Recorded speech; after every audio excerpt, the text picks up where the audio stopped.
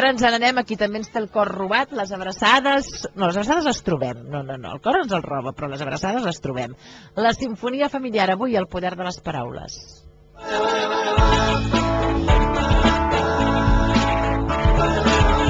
Estàs escoltant El Submarí.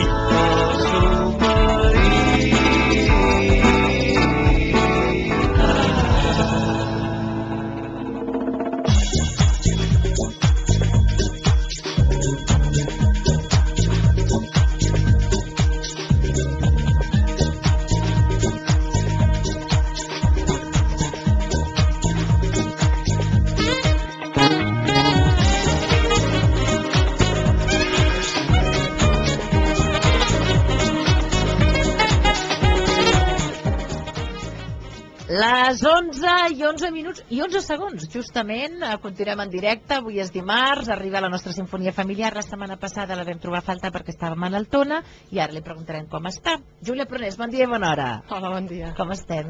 Doncs bé, la veritat és que millor. No? Ara parlàvem amb el nostre home del temps, que també està encostipat, perquè aquí qui no agafa un all agafa una ceba, que diuen, però ara ja estem recuperats. Molt bé.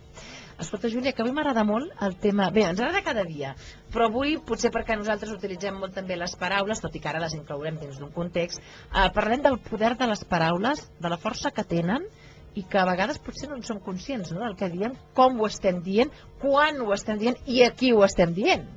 Doncs sí, és un tema de consciència, per això. De prendre consciència. Sí, si no ens n'adonéssim no tindria...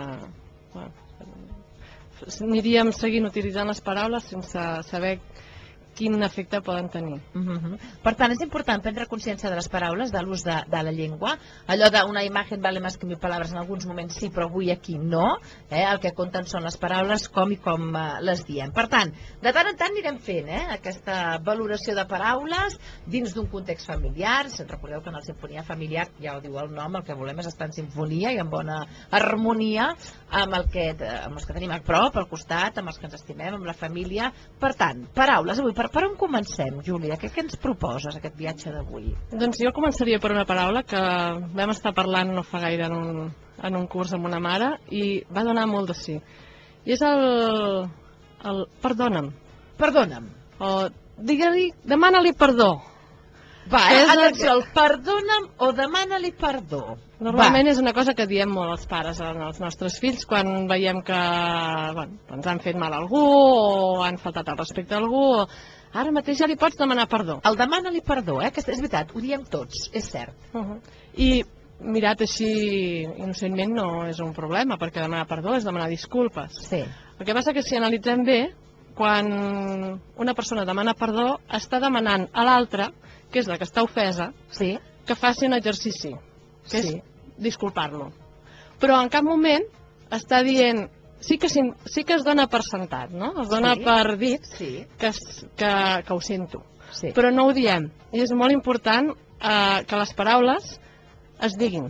No que s'intueixi el que vull dir. Perquè quan intuïm el que volem dir, cadascú intueix a la seva manera i depèn molt de la situació en què està en aquell moment o de les circumstàncies. I a més també podem crear, suposo, aquest hàbit rutinari lingüístic, és a dir, com que ja saps que si fas una cosa, sigui el que sigui, o perquè has trepitjat o perquè has fet mal, estem parlant dels nens petits. Bé, dels adults també, però en aquest cas... Això es pot. De tots. Perdona'm, no? Ja ho diem de tal manera que és com qui va comprar plàtans. Per tant, potser el que dius tu, el fet de prendre consciència, de saber el que volem dir i de ser conscients d'aquell moment que acabem de protagonitzar, dona més importància a la disculpa, no? A més, el perdó parteix d'una culpa. I aquí també ja és anar una mica més enllà, no? Però sí que és una culpa, no? Quan moltes vegades el que ens passa és que ens hem equivocat. Hem dit una cosa mal dita perquè ens hem equivocat, no perquè siguem culpables o perquè se'ns hagi de posar ja en un judici, no? Llavors, quan demanem perdó a algú altre, primera que assumim una culpabilitat. I segona, que li estem demanant a l'altre que faci un exercici de perdó, diguéssim, d'oblidar-se o de disculpar-nos, no? El que jo proposo sempre per substituir la paraula perdona'm o per complementar-la és el dir ho sento. Clar. Això parteix més de mi mateix. De l'interior. De l'interior, de dir jo ho sento, això que acabo de fer ho sento. Sí Clar, que t'he fet mal. Perdona, Júlia, lingüísticament ho sento és de primera persona i el perdona'm sí que hi ha el possessiu al final, però obliga l'altre. Tu perdona'm a mi. Mentre que ho sento i poses el jo ho sento, no? A més, no hi ha una culpa, diguéssim. Em sap greu, ho sento. Puc complementar-ho, m'he equivocat, o estava distret, o anava massa esverat. Puc, a més, justificar el que ha passat perquè l'altre entengui l'origen d'aquella situació que ha creat que li han fet mal, diguéssim. És que el perdona seques exclou una mica el motiu pel qual. És a dir, és evident que si vas pel carrer el que sigui i sense voler dones un cop a algú, doncs amb un perdona'm o un sento, dues persones que han xocat, no l'has vist i ja està. És a dir, hi ha graus de disculpa, però imaginem això, no? Que per exemple els nens o els adults, és igual, hi ha una discussió, no? En el que voluntàriament entres en aquesta discussió perquè tu vols justificar uns arguments sobre X tema i l'acabes dient alguna de grossa, no? Aquí en aquestes disculpes sí que té molt interès o té molt de pes el poder dir, mira, no, ho sento perquè potser amb les meves paraules no he estat afortunada o sé que t'he fet mal per la mirada, pel que sigui. Per tant, és bo, no, també, lingüísticament acceptar aquesta patinada o el que creiem que hem pogut dir malament. A més, convidar l'altre a disculpar-nos.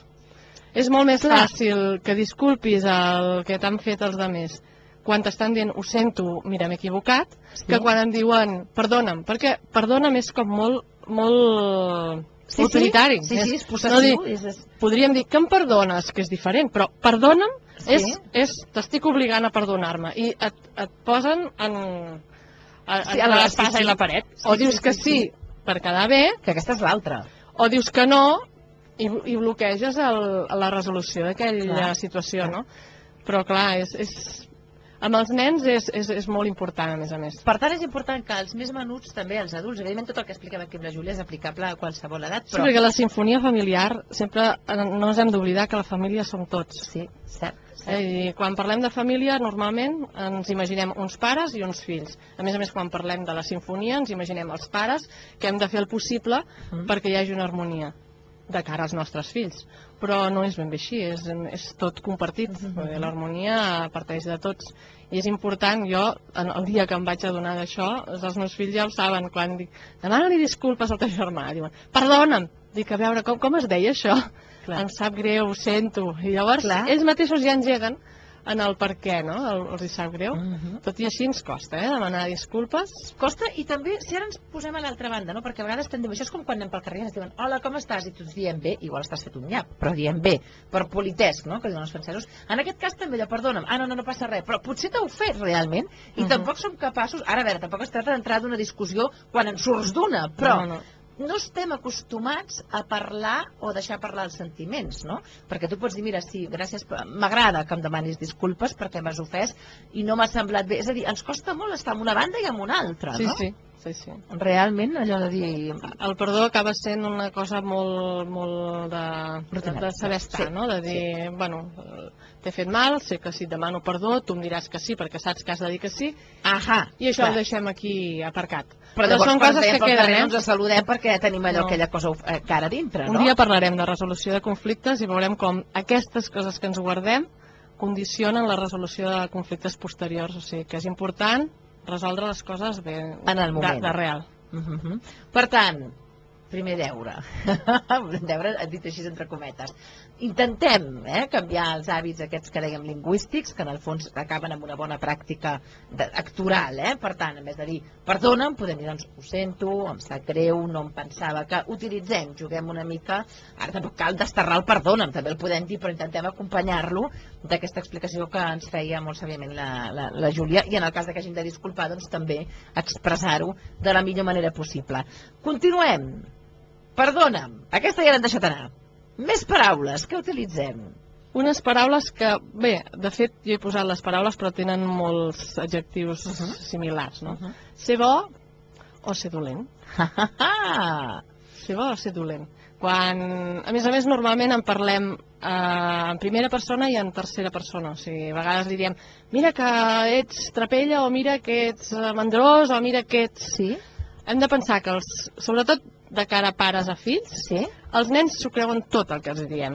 tot. Cert. El que nosaltres diem d'ells, ells s'ho creuen. Sí. Per tant, la percepció que nosaltres tenim d'ells és la que ells acabaran tenint d'ells mateixos. Val. A no sé que algú els hi trenqui Amb l'esquema. sí. Que sempre pot ser, Sí. que no hi ha res que sigui determinat. És veritat. Que això també ens descansa una mica els pares, perquè evidentment de paraules d'aquestes en diem i en seguirem dient. L'important és ser conscients de que les hem dit i anar-les reeducant a poc a poc. No cal que siguem molt exigents amb nosaltres mateixos i a partir de demà ja no ho dic més. No cal, tampoc ara fer aquí un canvi, però és bo. Sí. Bueno, prendre consciència, que és el que estem fent avui amb aquesta xerrada. Si més no, reflexionar sobre el què, no? Si a un nen li diem sempre que és dolent, o que és un trapella, o que és un mandrós, o que és brut, o que és no sé què, que és maldestre, que és petós, jo què sé, li podem dir mil coses. Ell ho acabarà integrant i a més, doncs, sempre intentem hi ha un feedback, no? Vaig a demostrar-te que això que em dius doncs és veritat, o just el contrari. El que passa que si intentem demostrar que és el contrari, normalment amb l'ansietat amb què ho demostrem acabem pitjor encara. I em diràs, bueno, però llavors per què no li podem dir que és bo? Clar. És millor dir-li a un nen que és fantàstic, que és molt bo i que tot ho fa molt bé i que tot és... Però hem de pensar que això amb ell li pot generar una certa pressió. Perquè, clar, si... Ui, és que el meu fill és tan bo, és tan... sempre està disposat. Tots tenim un dia dolent o tots tenim un dia que ens equivoquem. Si la imatge que sentim que tenen de nosaltres és que som superbons, el dia que ens equivoquem allò ens generarà molta angoixa. De dir, ostres, ara els hi he fallat. I no es tracta de viure pensant que has de donar la talla o que no pots fallar-li a algú. Es tracta de poder-li dir a una persona com ens agrada allò que ha fet, o com m'agrada com tractes els altres, o, ostres, trobo fantàstic la teva forma de treballar. Mira que sempre... Situant-ho en un context i aprofitant el moment, no? Per tant, aquí hem d'estar molt oberts. I valorant les accions, no la persona en si. Perquè, en el fons, tots som fantàstics i tots som perfectes tal com som, amb les nostres imperfeccions, amb les nostres equivocacions. I aquest és una mica el missatge que hem de transmetre als nostres fills, però no dient-los directament. Oh, que bo que ets, perquè el dia que t'equivoques, aquí què hi dius, no? Pots arreglar-ho dient, mira que em sorprèn que avui t'hagis comportat d'aquesta manera amb els teus amics, quan tu, normalment, però ja no cal dir normalment ets tan bo. Normalment els tractes tan bé. Sempre valorant molt la conducta, el fet, el que hem fet, no el que som. M'agrada aquesta diferència, no? És a dir, no etiquetar les persones, que ja portem les nostres etiquetes i ja sabem una mica quin és el nostre tarannà, sinó parlar de les accions en si, no? És a dir, valorar en positiu o negatiu en funció del que hagi passat i d'una manera molt conscient, un cop més torna a sortir aquesta prendre consciència de les coses, allò que aquella persona, aquell nen o aquella nena, el nostre fill o net ha fet en aquell moment, no? I intentar no posar-li d'una banda una pressió gratuïta i d'altra banda també que ell mateix valori, no? La conducta que ha fet bé o la conducta que ha fet malament. Suposo que fent-ho així els nens són molt savis i poden rectificar, no? És a dir, si tu dius, home, em sap greu perquè no és normal que actuïs així i avui què ha passat amb els teus amics, com és que l'obligues a reflexionar, no? El nen, per tant, estàs donant un aprenentatge. I alhora li estàs dient que el valores, perquè realment valores tot l'altre. Tota la resta d'actituds que té són... les estàs valorant. Després estàs dient, però mira, fixa't que avui què ha passat, no? Que no lliga amb la teva manera d'actuar. I matisant una mica, perquè a vegades jo he sentit, no?, de dir, m'agrades tant quan fas... No m'agrades tu, m'agrada el que fas. Hi ha d'haver de sota, de base, una idea o una... no sé com explicar-ho, de que l'acceptació sempre és plena. Facis el que facis, jo t'accepto com a tal i t'estimo igualment. No podem dir, doncs ara no t'estimo, o ja no m'agrades, si fas això a mi no m'agrades, o mira que si fas això, la maia no et farà allò. No et convidaran més en aquesta casa, mira que la iaia no voldrà fer-te més, que et quedis a dinar a casa seva si cada vegada que hi vas et comportes així. Estem dient-li a una persona que per la seva... que pot no ser acceptat. O sigui, jo sempre parteixo de que els nens, i les persones en general, això es pot És extrapolable a qualsevol edat, perquè els adults també ens ho creiem tot el que ens diuen, el que passa que tenim un raonament que ens pot fer contrarrestar-ho, que els nens no tenen, o van tenint a mida que van creixent. Però vulnerables ho som igual. Que tu si et diuen, mira que ets lleig, miraràs al mirall i diràs, home, jo no m'hi veig tant, però aquella cosa que t'han dit s'ha arribat i tu has cregut, d'alguna forma et fa trontollar el que tu creus. Doncs amb els nens passa igual. I ara m'han anat, Sí, no, perquè clar, estic parlant amb la Júlia, però ja m'agrada que marxem perquè després tornem. Dèiem que en els nens això, que no se'ls pot... Que no pots dir m'agrades perquè fas això. Tu m'agrades sempre perquè ets el meu fill, jo t'estimo perquè ets el meu fill, no perquè facis o deixis de fer. Jo t'estimo plenament. Per això també una altra de les paraules és l'acompanyament del molt o del t'estimo molt. No t'estimo molt, ni t'estimo poc. T'estimo plenament. No puc estimar més ni menys.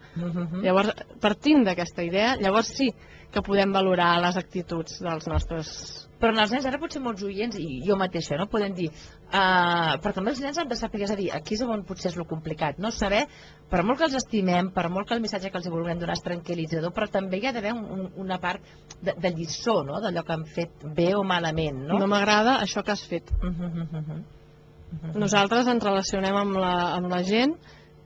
Nosaltres sabem que si un dia en un sopar vam fer algun comentari que la gent ens va mirar amb mala cara, ja sabem que aquell comentari no agrada i per tant podem pensar, ui, doncs aquest comentari l'hauré de revisar.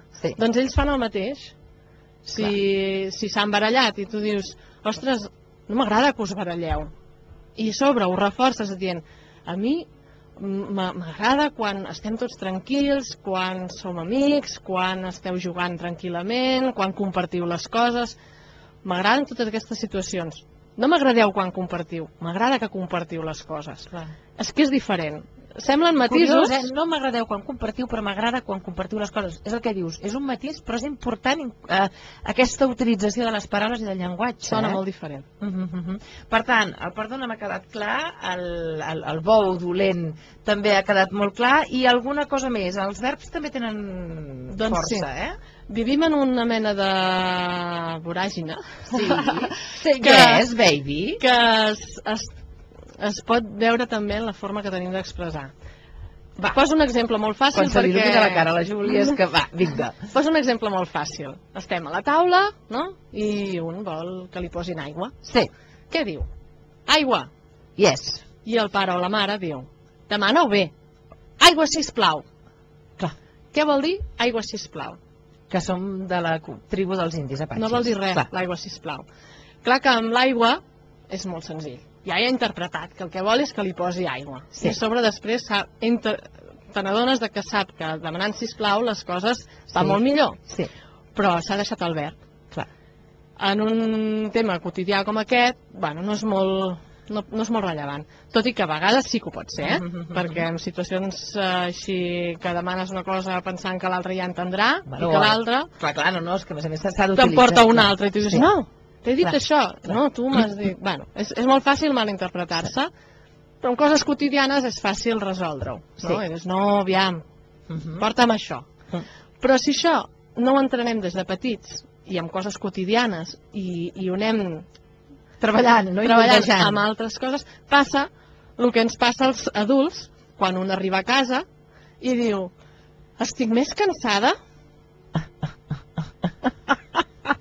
i l'altre, que ja ens va coneixent, faig l'exemple fàcil d'home-dona perquè és l'exemple fàcil, però també passa, l'home que arriba i diu, estic més cansat, i això què vol dir? Que estàs cansat. Per tant, l'altre què pot respondre? Ui, sí, jo també. Total, ens trobem dos cansats. Què volia dir la persona que arriba a casa? Que no tinc ganes de fer el sopar, que vull seure al sofà. Ui, estic més cansada, necessitaria seure una estona al sofà i que tu fessis el sopar. En tot cas, jo després ja faré la cuina i jo ja seguiré fent feina, però és que ara mateix necessito seure al sofà. Estic cansada, com amb el posa aigua, sisplau, no n'hi ha prou. Llavors, si no comencem a entrenar de petits, I llavors arriben, perdona, les disputes, perquè clar, és que arribo a casa, dic que estic cansada i ningú em fa cas. Clar, és així, no? Aquestes petites discussions, aquestes hem viscut, i ara ho diem amb un somriure, però a vegades aquesta rutina i aquest dia a dia mal interpretat, o que es dona per interpretat, pot causar una mala convivència que al final acaba per camins molt diferents o per una mala relació, no? Exacte. És a dir, aquests petits granets de sorra són el que poden arribar a fer una mala muntanya. Poden fer una gran muntanya. Una gran i dolenta en aquest cas. Però, per tant... I ens poden donar una sensació d'incompresos molt gran. I sentir-te dintre de la teva família, que és qui t'ha d'entendre millor, que no t'acaben d'entendre, és molt trist. Però és que, a més, tens la sensació que no t'entenen, quan el problema és que tu no t'expresses correctament. I és important tenir-ho present, perquè a la que comences a dir les coses construint la frase sencera, te n'adones que quan arribes a casa dius, estic més cansada, mira, necessitaria seure al sofà, el necessitaria, jo necessito una cosa. Atenció! Seure al sofà una estona. I l'altre, que el que vol és fer-te la vida fàcil perquè t'estima, et diu, doncs seu una estona, jo faig el sopar i anant. També et pot dir, jo també estic molt cansat, però mira, saps què? Fem una cosa, tu seus al sofà, és més fàcil. Crees una comunicació, en el fons. És que les paraules serveixen per comunicar, i les estem fent servir per insinuar.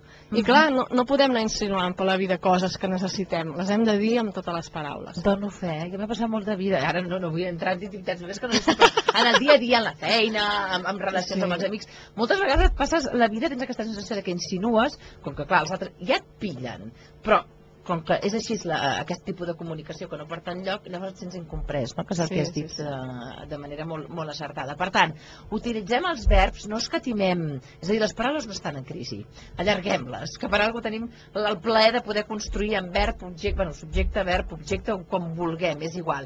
Però està molt bé aquesta reflexió, no? De dir, estic cansada, necessitaria seure, o què et sembla, si escolta'm, o com t'ha anat la feina, és igual, estàs cansat, tu sí, jo també, va, escolta, ens donem el plaer de seure 2 minuts més al sofà, ja farem el sopar, i si en vez de bullir la pasta fem un pa amb tomàquet que més ràpid ja ho farem, és a dir, no? Entrar en aquesta comunicació verbal. Acabem, Júlia, amb el ditxós però. És veritat. El però. El però funciona d'esborrador. Esborrador. Esborra l'anterior. Tot el que has dit abans ho esborra. Per tant, té molta força. Té molta força. El però. Perquè anul·la l'afirmació que puguis haver fet abans. Sigui, per exemple, ara... Estàs castigat. Però... Si et porta... No, això no. Ara jo l'he vist, l'ha anul·lat el càstig. Clar, per això. L'ha anul·lat el càstig, Si portes malament et deixo sense tele, però... Ja, esclar, vull dir... Però et dono l'opció de... Clar. El problema és quan utilitzem al revés. Val. M'agrada molt com balles, però si ho fessis amb faldilles, el però ha anul·lat tot l'altre. O quin dibuix més bonic. Però vols dir que si no pintes la teulada de color vermell no quedarà més bonic? Amb el però ens hem carregat quin dibuix més bonic. En aquest però estem dient en el fons adult que a tu t'agradaria que aquella teulada fos vermella, però el dibuix l'ha fet la teva filla o el teu fill, i per tant, si ens agrada, ja està. No, perquè llavors no hi ha crítica, i la crítica ens ajuda a créixer. Què passaria si... Per tant, el problema és que el substituïm. Per un encara que. Fixa't com sona diferent. Aquest dibuix t'ha quedat molt bonic, encara que... Vols dir que si no pintes la teulada no quedarà més bonic? L'encara que reforça i corregeix, però no anul·la. El però és com el dir, sí, però tot això que t'he dit... Perdoneu, però ja era així. Sí. El però actua d'esborrador, anul·la. Per tant, el però el substituirem per encara que. Volguem dir, encara que m'agrada, encara que és bonic, encara que ho segueixo pensant, i sí, perquè és el que tu dius, la crítica també hi ha de ser en el cas que hi sigui, Clar, és que és important que la gent et pugui fer una crítica, però ben dita, si et diuen un però, et quedes amb... Diguéssim que el pes de la frase se'n va a la crítica. Clar, és que a mi a vegades, ara que ho penso, m'ha agradat el programa que has fet avui a la ràdio, però vols dir que hi penso malament. Ja està. Exacte. Clar, és veritat, és el però, És el però. Veritat. I és divertit perquè ara costa que surtin exemples. Sí. anava a dir, costa que surtin exemples, però practiqueu a casa. No, a casa va bé adonar-nos-en, posar com un sensor que compti els peròs, i quan ens surti un però, fer l'exercici de dir, veure què passaria si aquesta frase que acabo de formular, canvio el però per l'encara que. I veurem que realment és que canvia molt la frase, no saps ben bé per què, però és el però aquest. I jo el però l'estic desterrant del meu vocabulari. I per exemple, ja per acabar, perquè estem fora de temps, és que ara m'ha vingut, per exemple, algú que estàs esperant algú i dius, bueno, ho he fet tard però és igual. Aquest però esborra el cabreig que portes a sobre, no suposo, amb perdó. Jo em pregunto, l'esborra? O intensifica, no? Seria? No, a vegades és el fet de dir... Clar, és que és... No, perquè aquí la utilitat és una altra. Està arribant tard, però bueno, va, és igual, l'excuso, no? Sí. Aquí si intentes posar un encara que no funciona. No. Però també és un pro que arriba tard encara que és igual. Però també és un pro que un dia en parlarem, perquè aquest pro jo diria allò que exculpa però intensifica allò que dèiem que llavors els conflictes, perquè si passa una vegada que el teu amic arriba tard, potser no passa res, però si és sempre habitual, per por dir-li, escolta, la propera vegada que arribis tard no m'hi trobaràs perquè me'n vaig, diem aquest però que també exculpa moltes coses. També puguem acabar dient ostres, que sempre arriba tard, però bueno, va, és igual, val la pena que arribi, no? Però el però aquest és un altre, l'estem utilitzant per un altre... De totes maneres, sí, hi ha moltes paraules que es poden analitzar i es poden reflexionar. Sí, i intentar substituir-les per d'altres, a veure què passa. Jugar. Juguem a canviar paraules, no passa res. Doncs ens ho hem passat molt bé, o al revés ho diré, doncs estem fora de temps, però ens ho hem passat molt bé, per tant, ha valgut la pena, Júlia, m'ha encantat, suposo que des de casa també, la veritat és que tenim deures a fer, aquest perdona'm, substituïm-lo per em sap greu, ho sento, com dèiem, el ser bo o dolent, no, m'agrada allò que fas, no m'agrada tu, que també ens pot agradar el nen o la criatura o el que sigui, però agradar l'acte, la situació o no agradar. També hem dit aquest ditxós però i el posar els verbs és important, el que dèiem, explicar, no deixar intuir, sinó explicar. Per tant, 4... Jo convido els oients a enviar-me algun mail amb paraules que tinguin força a la seva família o que creguin. Més segur que hi ha gent que per la seva formació o per la seva vida diària té paraules per compartir. I jo em comprometo a fer de tant en tant una secció amb les paraules que m'aportin. Doncs ho podeu fer a través de la pàgina del Submarí i si no, el teu correu, Júlia, tornem-lo a donar. Sí, bé, la meva pàgina